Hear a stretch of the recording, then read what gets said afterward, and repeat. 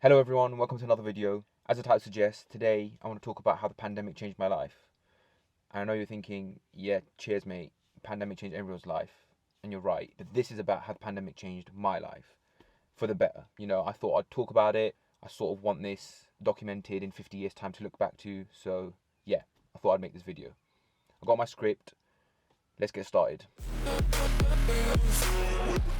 It's worked out quite well that actually the 20th this year falls on a Saturday, which is when I'd normally publish a video, because I actually want to go back to the 20th of March 2020 and start my clock on the 1 year transformation back then, because that's when Boris Johnson announced that gyms would close the following day. So there's a few topics I want to cover. Food and fitness, they come hand in hand in my opinion. Finance and friendship. Weirdly, they all start with an F. That's a coincidence. And they're all connected to another F, which is fear, and how overcoming my fears and how doing things that I was actively afraid of has changed my life for the better. So, firstly, food and fitness. I was in a very good routine in the lead up to March 20th, 2020. I was going to the gym, I was training, I was working out, I was around 82 kilos, which I was really happy with, and I was playing football well. Right up until March 20th when it was announced that gyms would close. I remember March 20th very vividly actually. I was packing my bag to go to the gym, but the last thing I was doing before I left was watching the press conference of the Prime Minister giving an update on how the UK is going to respond to the pandemic. He announced that gyms would close, restaurants would be takeaway only, and that was like the big moment at the time. That first week, I went on a few runs, which is all I could do at the time to navigate the new reality. But maybe like a lot of people, I found myself eating more, snacking loads, and just sort of losing control of my diet, losing control of my routine because now it was all new, and just gaining a bit of weight. And by a bit, for me, it was 5 kilos in the space of a week. I went from 82 to 87, literally within about 6 days of it being announced that gyms would close. When I saw 87 kg on the scale, I immediately saw how easily I can go back to the worst version of myself, the person I used to be in 2018. And that was something I've always been afraid of, and still today I'm very afraid of, because I know how easy it is for me to just go back to that worst version of myself, the lazy person who would eat anything he wants and not do any exercise. And that 87 just showed me how easily that can happen. I remember seeing that 87 kilos and that night being incredibly anxious and incredibly nervous, thinking, you've worked so hard and now you're going to let this lockdown, you're going to let this new reality just make you lose all that progress. I knew if I continued this way, if I didn't have any control of it, if I didn't stop, if I didn't set up a new plan or a new routine, I would be that worst version of myself, which is something I've always vowed not to be again. And I'm always so afraid that I will be again. I know how easy it is to go back to being that guy who just goes to the kitchen, sees whatever he wants, eats it all, then goes into the living room, plays FIFA, then watches TV all day, indulges in food non-stop. I know I could do that. And then I'll also be the guy who goes to bed resenting himself for all the actions he just took, for not thinking anything about his future, for not making any good decisions.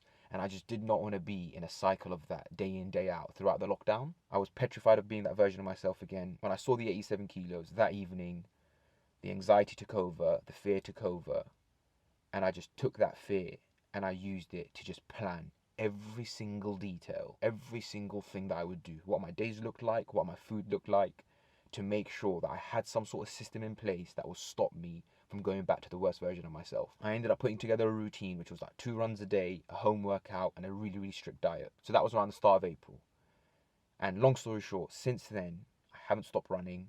I haven't stopped doing the home workouts. I'm now the fittest I've ever been. Here's me at the start of the lockdown doing the home workouts.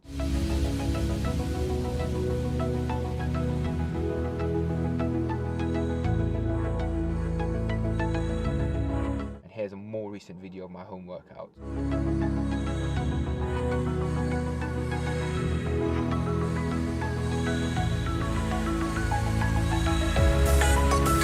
And somehow, what started off as fear, genuine fear of the worst case scenario, has led me to getting to the best shape of my life, running over 1,200 kilometers since March 20th, 2020, and completing 2 marathons. Like, the initial thought process wasn't to get shredded, wasn't to get ripped, it wasn't anything ambitious at all. I wasn't motivated to do anything other than avoid the worst case scenario. And knowing how easy it was to just go back to that worst version of myself made it a lot easier for me to get up and do the home workouts and get out and do the runs. So that's one element of how fear drove me to staying active and being healthier and getting better. There was another element, which is when I signed up to the marathon, that got me to overcome my fear of social media. Like, before committing to that marathon, the idea of being on Instagram or posting on Facebook or posting on Instagram would genuinely petrify me. I was incredibly insecure. I was incredibly afraid of putting myself out there and being subject to people's opinions. And it just really scared the hell out of me. But with the excitement of a marathon, with the need to fundraise for charity, I thought, okay, I have to do this now. I have to get myself out there. I'm not going to be able to meet my fundraising target if I don't promote, the run that I'm doing, if I don't share my story or whatever. That got me to push through my fear, get onto Instagram. And that was the start of me getting on social media. And somehow, that first step back in July 2020 to promote my marathon and my fundraising has now taken me to posting daily on Instagram on my workouts and set up a YouTube channel to share my fitness journey. Like that, I don't know how that happened, because it all, again, like I said, started from a place of fear. Not ambition, not motivation, not drive. A place of pure fear. It blows me away how scared I used to be at the start. It blows me away how scared I used to be before I posted every workout. And it still cracks me up when I see the first video I post on Instagram.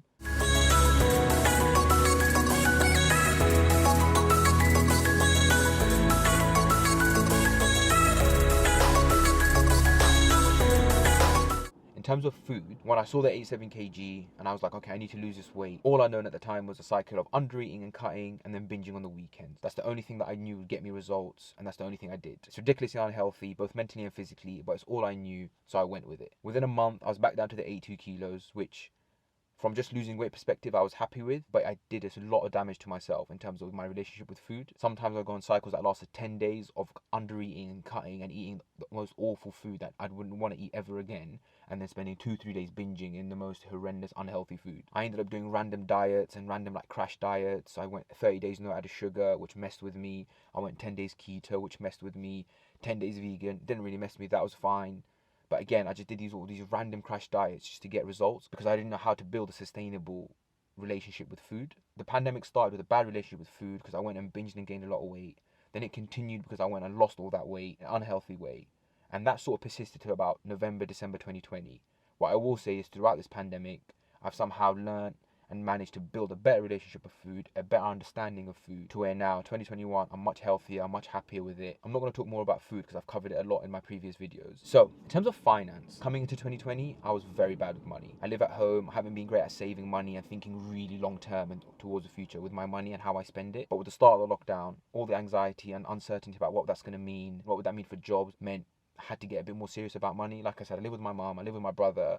I had to start thinking more responsibly about money, how we were going to spend it, what does that mean in a few months. So I started thinking really carefully about how I spend my money. So again, that fear of the worst case scenario when it came to money, when it came to finances, because of all the uncertainty, meant I got really, really good with my money.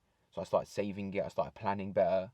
And again, it's interesting just to see how fear of something drove me to being better at it. And that's the theme basically that I want to keep talking about, how your fears and the fear of the worst case scenario can actually drive you to doing good things, to making better progress in your life. And now, friendship. So, I have this phrase on my phone. I'll show you. It says, today matters, choose growth over... Today matters, choose growth over company, and believe in the process. And that is the one sad reality I've learned in the last year. I wish I can change it, but at this moment, it's the one thing that's proven to be true, and I don't really know how to go about changing it. At the start of April 2020, when I decided that I was going to focus on my new routine, focus on my diet, I basically stopped talking to all my friends. I did the same thing in 2018 when I wanted to lose weight, and I did the same again in 2020. Disappeared, I went into my own world. Obviously, we weren't even allowed to see our friends, but I just went into a sort of own little cave, locked away, stopped texting people, stopped messaging, stopped calling, and I disappeared. I really don't know how many friends I would say I have. I don't really know what that term means. I don't know how to define it. In the last year, I've learned a lot, but the one thing I still have no idea what it is friendship. I don't know what it means. I don't know what it means to be a good friend. I don't know what it means to be a bad friend. I don't have a clear understanding of what friendship is and what it means to be a good friend. I'd like to think I'm a good friend, but at the same time, I'm very capable of disappearing into my own world, doing my own thing, focusing on what's in front of me, trying to better myself, trying to progress myself, trying to focus on the things that are in front of me, whether it's work, fitness, family. And that just means I abandon my friendships. I guess that makes me a bad friend. They say that to really grow in life, you need to focus all your energy on yourself, on the things that you care about, on your passions, on the things that matter to you. Does that mean abandoning your friends? I don't know. I've chosen to put all my energy and all my time into fitness, into my fitness journey, and now into YouTube. And that has meant I don't talk to my friends anymore. Does that make me a bad friend? Again, I don't know. So the decision to focus solely on myself in the last year has obviously had an impact on my friendships. It's a reality, it's a sad reality, but it's one that I've come to accept. I had to ask myself, how badly did I want to change? How badly do I want to evolve and progress and do things differently? How badly do I want to be the person of my dreams?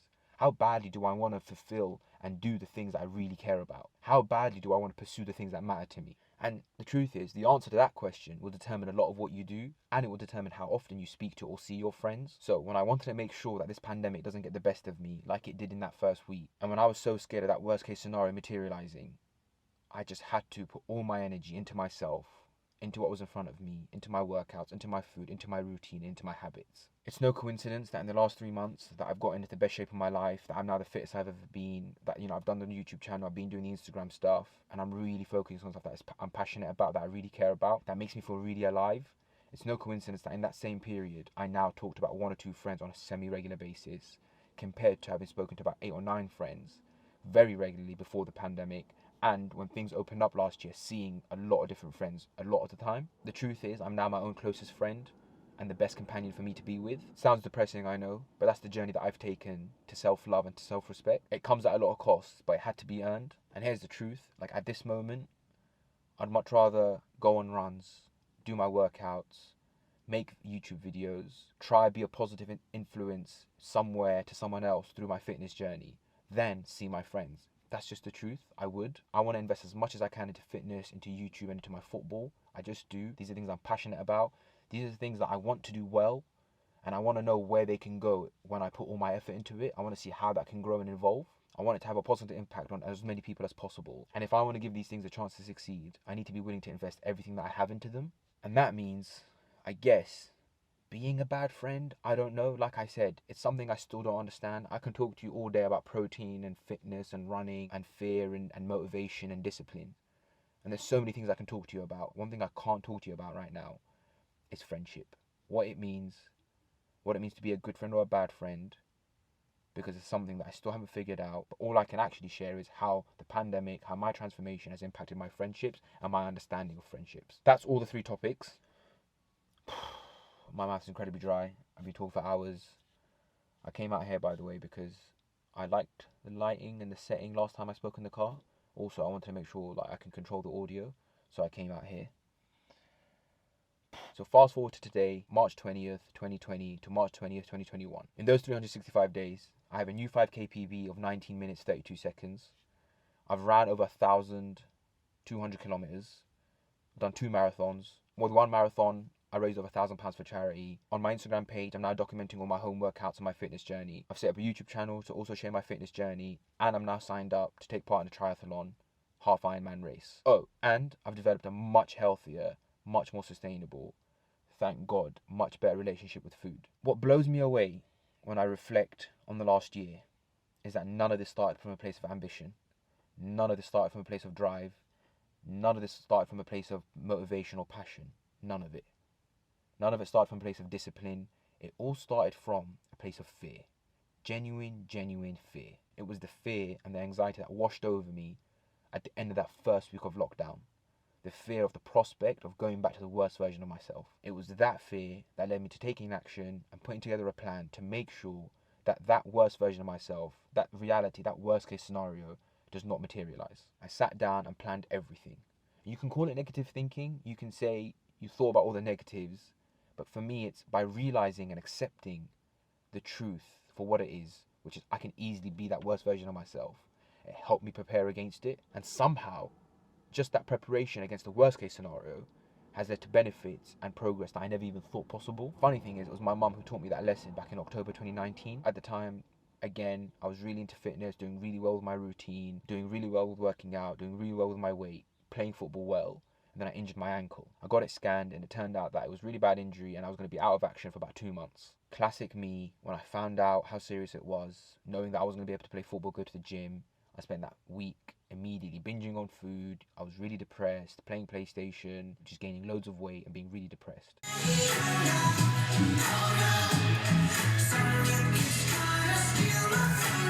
Classic pattern. I couldn't be tolerated all that week. I wasn't speaking to anyone. I wasn't talking to anyone. I was just really annoying to be around. And I remember at the end of the week, my mum came to speak to me.